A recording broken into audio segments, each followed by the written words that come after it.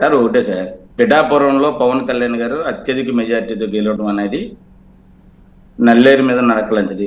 నేను మొన్న చెప్పడం జరిగింది. ఎందుకనంటే అక్కడ కాపు సామాజిక వర్గం ఓట్లతో పాటుగా మత్స్యకారుల ఓట్లు కూడా అత్యధికంగా ఉన్నాయి అక్కడ.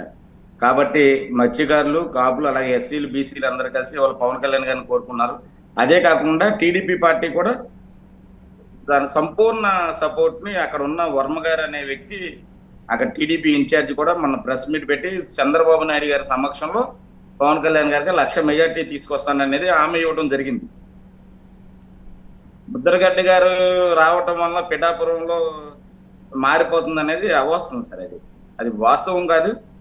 ముద్రగడ్డ గారు గురించి రజనీ గారు చిన్న విషయం మాట్లాడారు.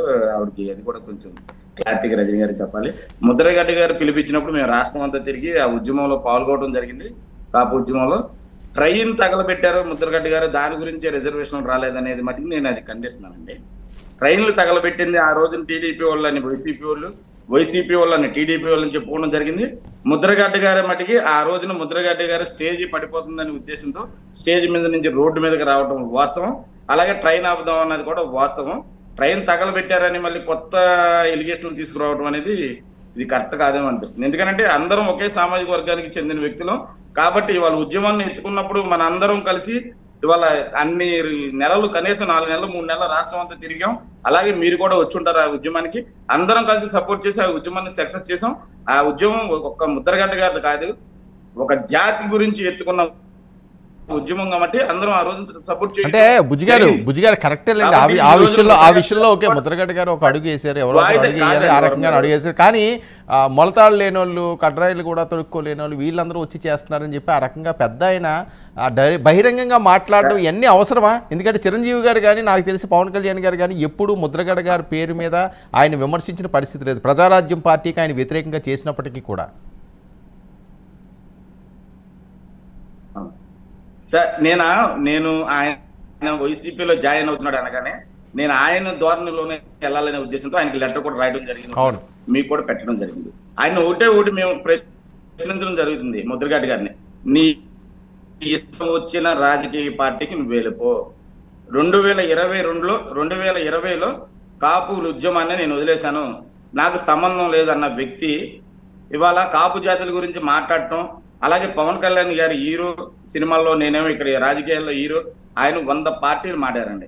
ఆయన్ని ఎందుకు నమ్మారంటే ఒకే ఒకటి, నేను కాపులతో సంబంధం లేదన్న దాన్ని తీవ్రంగా ఖండిస్తున్న ముద్రగడ్డ గారిని రేపొద్దున ఏ నియోజకవర్గాల్లో ఆయన తిరుగుతాడో కూడా నేను చూస్తానండి. ఎందుకంటే కాపులతో సంబంధం లేకుండా ముద్రగడ్డ లేడండి. కాపు ఉద్యమం నేత అంటేనే ముద్రగడ్డ. ఇవాళ కాపులు గురించి ఎత్తొద్దు, కాపులకు నాకు సంబంధం లేదు. ఇలాగే గతంలో కూడా ఈయన చేసిన తప్పులు చాలా ఉన్నాయి. ఈయన మినిస్టర్ గా ఉన్నప్పుడు కాపులు నా ఇంటికి రావద్దని బోర్డు పెట్టిన సంఘటనలు కూడా ఉన్నాయండి. వరకు మీరు తెలుసుకోండి కావాలండి. అదే రంగా గారిని హత్య చేయించబడ్డా అంటున్నారు కదండి పెద్దలందరూ చెప్తున్నారు టీడీపీ ప్రభుత్వం అని. ఆ టీడీపీ ప్రభుత్వంలో కూడా ఈయన జాయిన్ అయ్యి ఈయన పదవులు కూడా పొందాడు కదా. అలాంటప్పుడు కులం కోసం కష్టపడినప్పుడు కులం నాయకులుగానే ఉండాలి. రాజకీయ పార్టీకి దేనికి సపోర్ట్ చేయకూడదు. అలాంటి వ్యక్తులు కుల నాయకులుగా మనందరం నమ్మకూడదు. ఏ కుల పార్టీ, ఏ రాజకీయ పార్టీలో లేకుండా నేను కుల సంఘాన్ని నడిపిస్తున్నానన్న వ్యక్తులకే ఇవాళ కుల సంఘాలు సపోర్ట్ చేయాలి. అంతేగాని కుల సంఘం పేరు పెట్టి ఆ కుల సంఘాన్ని ఏదో రాజకీయ పార్టీకి తాకట్టు పెట్టేసే వాళ్ళని ప్రజలు ఇవాళ నమ్మబోరు, భవిష్యత్తులో కూడా నమ్మరు. ఓకే, అది సార్ వర్మ గారు. Right, okay. మనతో పాటుగా డూండి రాకేష్. వర్మ గారు నమస్తే. ఓకే, చిలకలూరిపేట సభ హిట్టా ఫట్టా, ఇది విపరీతంగా జరుగుతున్న చర్చ. అక్కడ మైకి లాగిపోవడం, మోదీ గారు అసహనాన్ని వ్యక్తం